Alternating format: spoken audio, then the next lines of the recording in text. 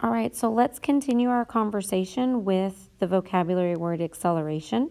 Remember, we define this as a change in velocity over time. We only have an acceleration if our object is changing its velocity.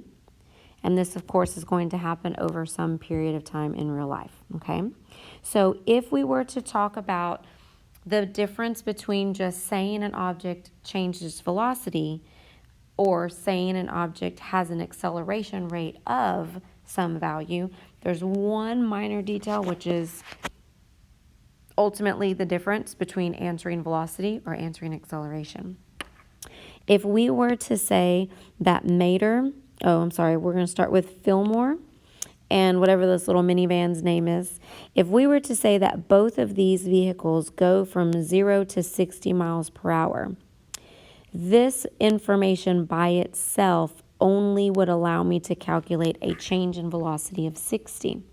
It does not give me an acceleration rate. If I were to say they traveled from a speed of 0 to 60 miles per hour in a time of 4 seconds, now I could calculate what that acceleration rate is, and then I could compare who had the greater or the lesser acceleration rate. So just be mindful of that if you are being asked to perform any calculations, or if we are being asked conceptual or vocabulary questions. We must always consider the fact that time is present while this change in velocity is occurring, okay?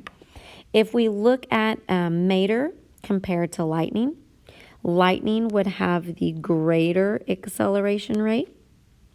Matter would have the lesser acceleration rate. I think it's pretty safe to say that lightning would go from 0 to 60 in much less time than it would take matter to get up to 60 miles per hour, right? So remember, acceleration is a rate of how much time does it take for the change in acceleration to occur.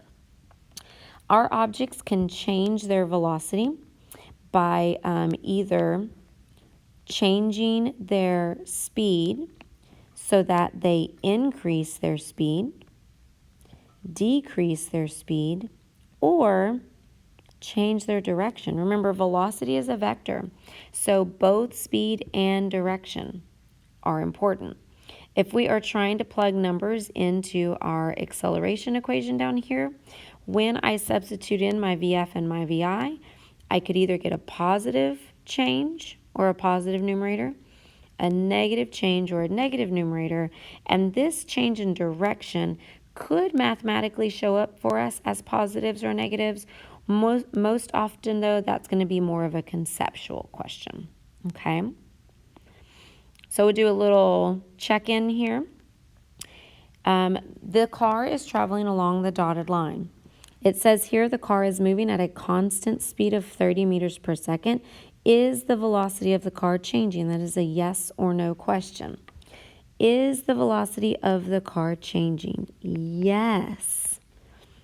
But Ms. Espinosa, it says the speed is constant at 30 meters per second. Yes, that is the speed. Remember, velocity is both magnitude and direction. So if the car is traveling this direction at this moment, later when the car gets here, now here's the direction vector. And when the car is here, here is the direction vector. So because the direction is changing, this object is experiencing a change in velocity. So yes, why? Because direction changes.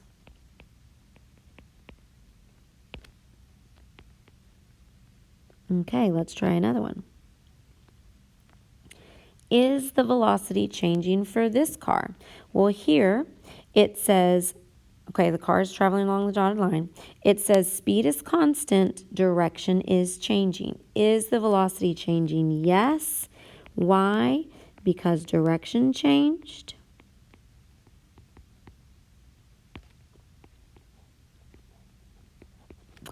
Is the car accelerating? Yes or no?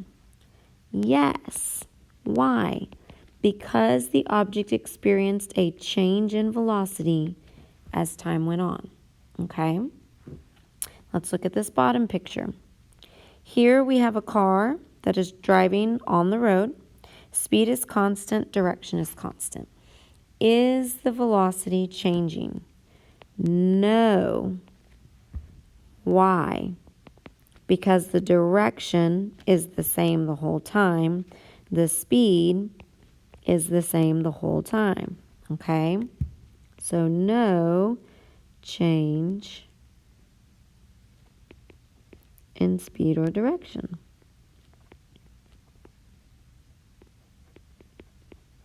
Okay, next question.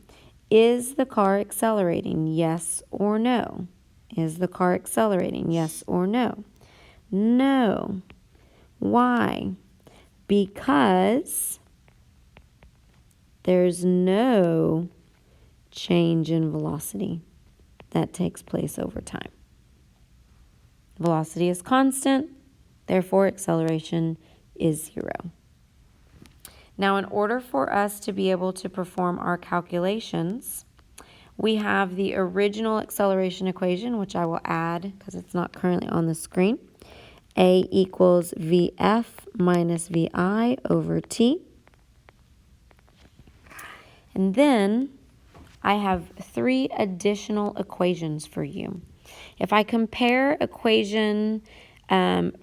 equation from earlier in the lesson, A equals VF minus VI over T, to the first equation that I provided for you here, VF equals VI minus plus AT, these are all the same variables. We can take them one at a time and check them all up. They're all there, okay?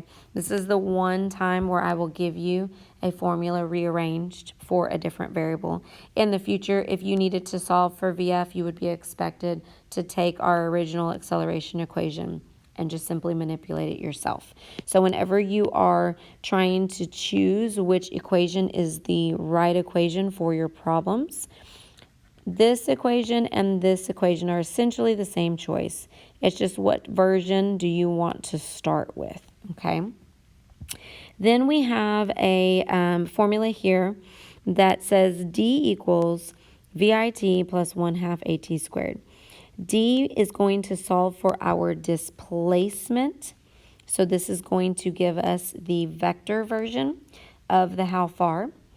And you can see in order to use this equation, I would need to know my displacement, my initial velocity, and the amount of time that my object was moving in order for me to calculate my acceleration. If I wanted to use this equation to find acceleration, I would obviously need to do some algebra. I could use this formula to solve for the displacement. I could use it to solve for the initial velocity, or I could use it to solve for the time. Both of those t's represent the same amount of time. The last formula that you have here, we have VF squared, so we're going to take our final velocity and square it, equals VI squared, so we're going to take our initial velocity and square it, plus 2AD. So sometimes students get a little mixed up on the notation here. These are exponents, so we are squaring. This is the whole number 2. So I'm going to take whatever A times D gave me, and I'm going to multiply it by 2. So when you write this on your own paper, please make sure that you write neat enough that you know the difference between the exponent and the whole number. So for this equation, I could solve for my acceleration. Once again, I'd have to do some algebra. I could also use this equation to solve for my final velocity, my initial velocity, or my displacement.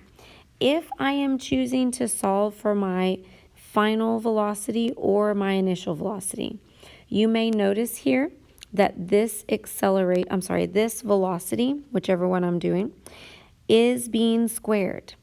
If you are solving for a variable that is being squared, so the VI, the VF, or this time, okay, if you are solving for a variable that is being squared, you are going to square root for the last step of your algebra. Square rooting is always the last step.